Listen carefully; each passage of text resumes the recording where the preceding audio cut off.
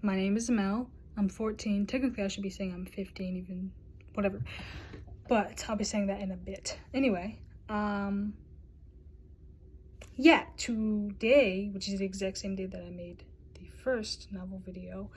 Also, I forgot to add that I'm actually a fantasy novel writer and I haven't published it yet, but I promise I'm almost there. Just give me time. I will literally put in my posts when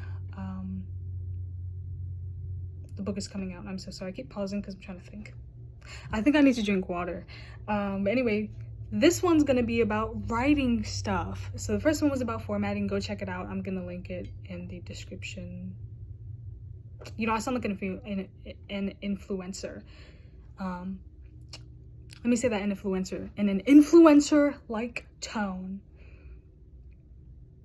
I forgot.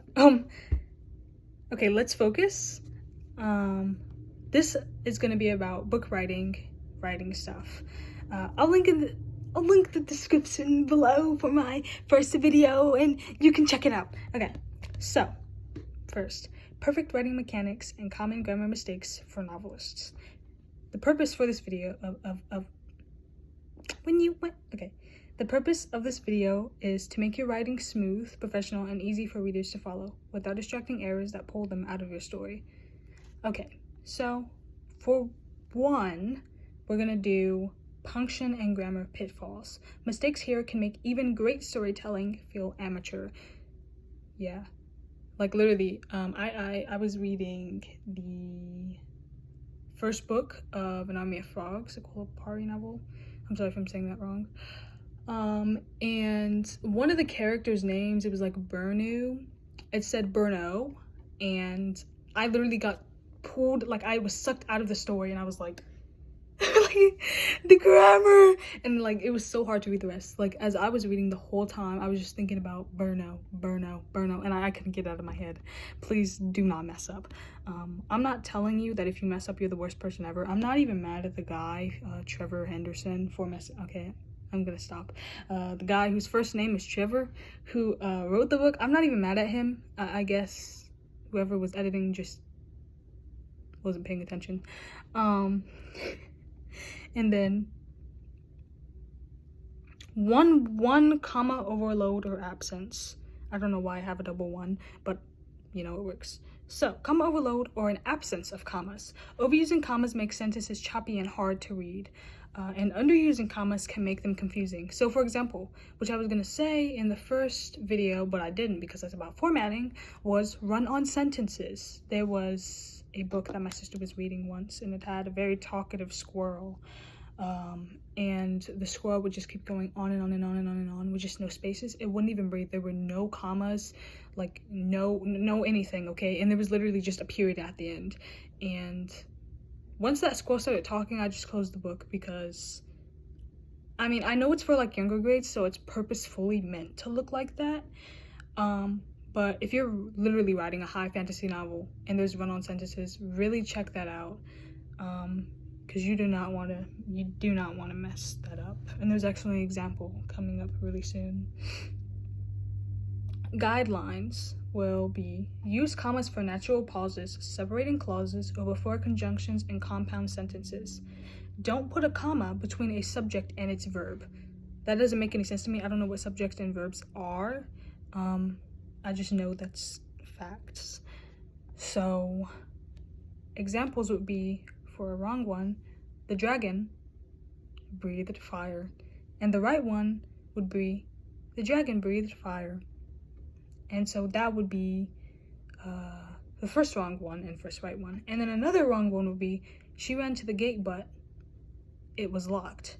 The right one would be, she ran to the gate, but it was locked. See, it just sounds so much better like that. And then 1, 2, misplaced periods and quotation marks. In US English, periods and commas go inside the quotation marks, and I actually had to learn that. And UK English sometimes puts, UK English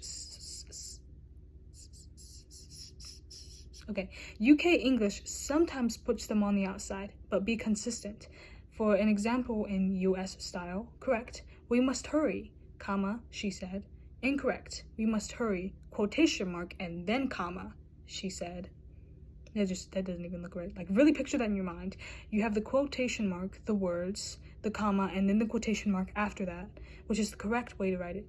But then in the incorrect one, you have the quotation mark, another quotation mark, and then a comma on the outside.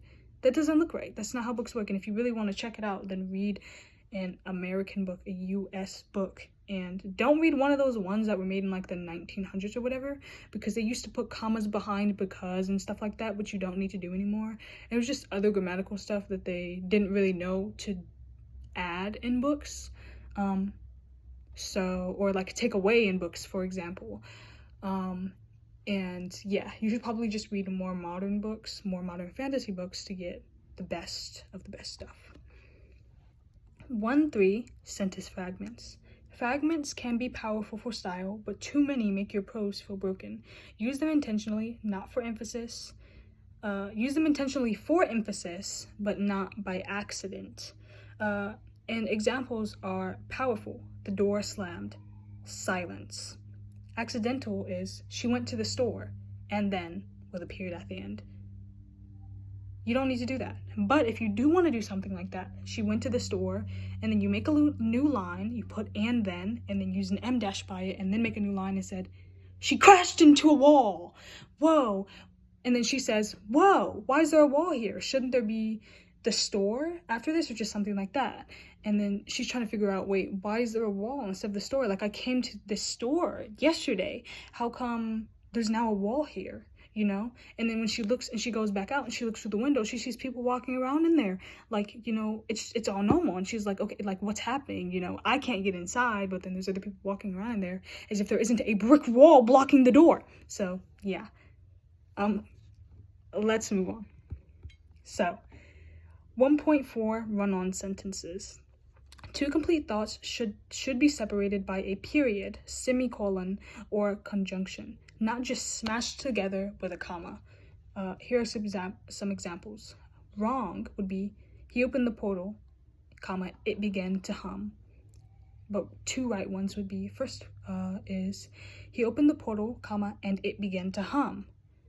Another right one would be, he opened the portal, period, it began to hum. So, yeah, I'm gonna turn this because I keep trying to like get in the center. And then 1.5, misusing semicolons. Use semicolons to link related complete sentences, not to replace commas randomly. So examples would be, for a correct one, actually let's do incorrect first. The incorrect one would be, the night was silent, semicolon, and the crickets were still. Correct would be, the night was silent, semicolon, even the crickets were still. Right, so for incorrect, you would either use a comma or you wouldn't even need to use one at all, because, you know, if you use a comma, then you can replace that comma with a period and then take away the and then capitalize the the. And so what you really want to do is, like, you want to look through your book and be like, okay, I'm going to put a comma here, right? If you feel like you need a comma, and then you're going to say, okay, I'm going to replace this comma and put a period in its place. Does it look right? If it doesn't look right, then you need to take away that comma, because that means that the second part cannot be alone. That cannot become a sentence. But if it sounds fine with being just its own sentence, then you can add that comma back and be like, yeah, the comma can stay, because without the comma, it still is a perfect sentence.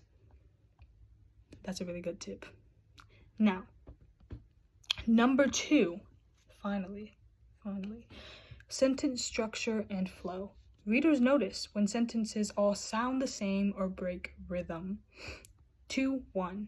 Short sentence overload. Too many short sentences in a row make your prose feel rushed or erotic. Choppy. He ran, he stumbled, he fell. Better. He ran, stumbled, and fell. I think that's one thing that I get stuck in a lot, and I think that's what a lot of readers get stuck in a lot, is when they want to make it like sound cool, and they read a lot of like fantasy novels that do that, but they don't do it like so much. You know, and then it's sometimes where it actually does sound good, you know, if you're saying something like, the world was quiet, still, utterly silent. That's perfect. But when it's something like, he ran, he stumbled, he he fell. That's not right. That doesn't sound evocative. That doesn't sound like it's gonna pull you into the story. It's just like, why would you do that? But the other one sounds like it pulls you in. You're like, I like that. You know, it sounds good. It sounds fluid. It sounds like it's meant to be there, and it's meant to sound mystical. 2. Overlong sentences. One giant sentence can lose your reader. Break them into manageable chunks. Running. On and on with the sentence. So, for example, there was a dog and his name was Bob, and Bob was the best dog in the world, and Bob will never die because Bob is an immortal dog and he lives in space, but he came down to space, and when he came down, he came down to Earth, and when he came down to Earth, like literally you have to breathe because, you know, there's no commas. But if you say, I'm gonna have to change it up because I can't remember what I said, but there was a dog that was named Bob. He came from outer space, but he came down to Earth to say hi to everyone. Now, because everyone thought he was a real dog and not a space dog, they all decided to keep him as a pet. And you add a comma before they all decided. Yeah. Okay. 2, 3. Repetitive sentence beginnings. Don't start every sentence with he, she, or thee. Mix in prepositional phrases, action, or sensory details. Please do this. Please. I've read so many books. Like, it feels like you're reading a baby's book. When it always says, he waved. He knows what to do. He loves dogs. He loves cats too. Everything he does is amazing. Instead of saying something like, this. For example, a boring one would be, he opened the door. He stepped inside. He looked around. Better would be, the door creaked open. Inside, shadows stretched along the walls. And then you could add, as he looked around, he noticed something was off. The curtain was missing. And then you say something like, let's say his name is Aaron. Aaron gasps, where'd the curtain go? I swear I put it up this morning. And so then you have Aaron begins to walk around the room looking for the missing curtain. He checks under the bed, under the couch, and even in his closet, but to no avail. To be continued. Okay. I love just making up stories. It's just amazing. Okay. 3. Wordiness and clutter. Cutting unnecessary words makes prose cleaner. 3.1. Redundant phrases. She nodded her head to she nodded. Nodding already implies the head, so sat down turns to sat, and stood up turns to stood.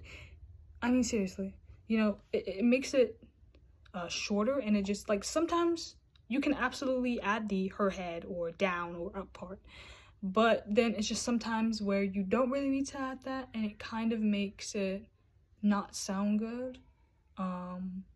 Like, for example, let's say the character isn't just nodding with her head, but they're nodding with their whole body, right? Then you would say she nodded, not just with her head, but her whole body. Or you could just say she nodded, her body moving with her. And then 3.2, weak fillers. Not like facial fillers, because I've seen a lot of bad ones, but I'm talking about, like, real literary ones. So, for example, words like very, really, just, suddenly, and begin to often weaken sentences. Replace them with stronger verbs or just cut them completely out. An example would be, for weak, she began to cry. Stronger would be, she cried, or she wept, or she sobbed, or she bawled her eyes out. I mean, literally, there's so many other ones you can use other than she began to cry. Like, I literally made that mistake when I had one of my characters crying in my story. And I was like, he began to cry. He cried so much, and he cried and cried and cried. But, you know, I mean, you know? Okay. 4. Consistency matters. Tense. Don't accidentally swap between past and present unless it's intentional. Like, for example, if you're actually going to swap between the past and present, what you want to do is you want to, like, add space between it and then write it out. Or just make a whole new chapter and then make that chapter specifically for flashbacks, but make it obvious that it's for a flashback. Don't just make the chapter name and then make everything look normal. Like, no, you have to change the font of the chapter title. You have to change the font of the words if you want to. This is not a requirement, but if you do want to do it and you don't want to literally change the font, then just italicize it, or actually bolding isn't really good for novels, so just italicize it or change the font, whichever one you want to do. That works. And then point of view. Avoid head hopping in a single scene. Yeah, so for example, if one character is the main character, keep in the main character. Don't start exploring other characters' thoughts and all that other stuff while you're literally still talking about this one character, you know? Now, of course, let's say you're having dialogue, right? And you have, let's say we have characters Sammy and Tom. And Sammy is talking and Tom is talking. That's not head hopping, that's dialogue. But if you're going through each character's thoughts, where it's like Sammy thought and then Tommy thought, or was it Tom? I can't remember. Tommy thought. Don't do that. That's definitely gonna mess it up, but just stick with one. So if Sammy is your main character, or Sammy is the one that's the main person in the scene, then you would be like, Sammy thought about it for a second. Should he really go out and fetch for fish, or should he stay with his friend? And then he could say after that, well, I don't know, Tommy, what do you think I should do? And then Tommy, and then it says, Tommy thought about it for a moment too, but you never go into what he's thinking about. And then you say, oh, well, I mean, we need food. I'll be okay by myself. You can go and fetch some fish. Thanks, Sammy. There you go. It's very simple, very sweet, very short. Now, style. If you italicize thoughts, do it the same way every time. So, for example, your character is thinking, like with Sammy, when he was thinking about whether he should go fetch some fish or stay with his friend. You would italicize him thinking to himself, should I go fetch fish or stay with my friend? You wouldn't just have it simple, or like just like everything else, and say, should I go fetch fish or stay with my friend? Because then it kind of just, you don't know whether or not the character is thinking it, or if that's meant to be a part of the story as a whole. So yeah, you definitely want to do that. And that's for every single thought. Every single thought. Even if other characters are having thoughts as well. Even if they're mystical characters that the thoughts are just amazing, still has to be italicized, because that's what you did for all the other characters. Now, rhythm and readability tips. Vary sentence length for flow. Long sentences for description. Short sentences for tension. So, for example, you are describing a land or world. If your world is not like too intricate, you can keep it really short, but you don't have to. And then for tension, you don't want to make tension too long, because then it just kind of drags the reader on, and then they're just not excited anymore. And then use punctuation to control spacing, or use punctuation to control pacing. M dash for sudden breaks. Like this, right? So then you add a sudden break. So let's say your character is cut off from speaking. Let's say they're saying, well, for breakfast I ate, and they're cut off by another character, or they're cut off by something distracting them, or they're cut off by, getting hit by something, right? Then you would add an M dash. Or if they just suddenly just stop talking and they're like I do all the time, then, yeah. And then read your writing aloud. Please do that. Your ear will catch what your eyes miss. And I actually had to do that a lot, because in one of my words I put skin instead of just the word skin, and I didn't realize that until after I read it out loud. Alright, I'm back. And I'm finally logged in. I was just looking through random stuff on my phone. Also, I need to check my messages. Anyway, example of a perfect paragraph with clean mechanics. The wind cut through the trees, hissing like 1,000 whispered warnings. Mira, the most average fantasy name ever. Mira pulled her cloak tighter. She told herself it was only the cold, but in the dark beyond the firelight, something moved. To be continued. So yeah. That is all for book writing stuff. And I'm gonna pause and then figure out in my brain, what else should I say before I end this video? When writing, another thing you want to do, especially when you're like, let's say you have like a little section and you have like a little scroll and you have little words on it or whatever, do not use the same font that you're using for your whole entire story. Let's say, for example, you're using Garamond, and you have like a little section where you're saying something, whether it's in a different language or, you know, it's just a little hint or just something like that, you know. You do not want to have it in the same font. You want it to sound like mystical or look mystical and feel mystical. So like when you're reading it, you just feel like it just feels really good, you know, and you just love reading it. So yeah, I think that's really important when it comes to writing stories. And yeah. Okay. I kind of feel like that's it. It should be it. Yeah, it really should be it. But yeah, you know, I'm not like one of those serious kind of, you need to write like this, because I feel like that's annoying. And yeah, just, if you really think that what you're doing is right, then continue on with it. But if you know there's something wrong and you've come to this video because you know your story is failing, crushing under the weight of its own words, then I'm glad you came, because now you're getting help, especially if there's like an overabundance of run-on sentences. Yeah, so hopefully this helps. Tell me if it helps. Tell me anything else, or, you know, anything that I missed, and then any other videos you want to see, because I'm going to be continuing making videos. And then if you want like an expanded version of other videos that I might make, please tell me, because, you know, I'm not gonna know what to talk about if you don't tell me. But anyway, goodbye.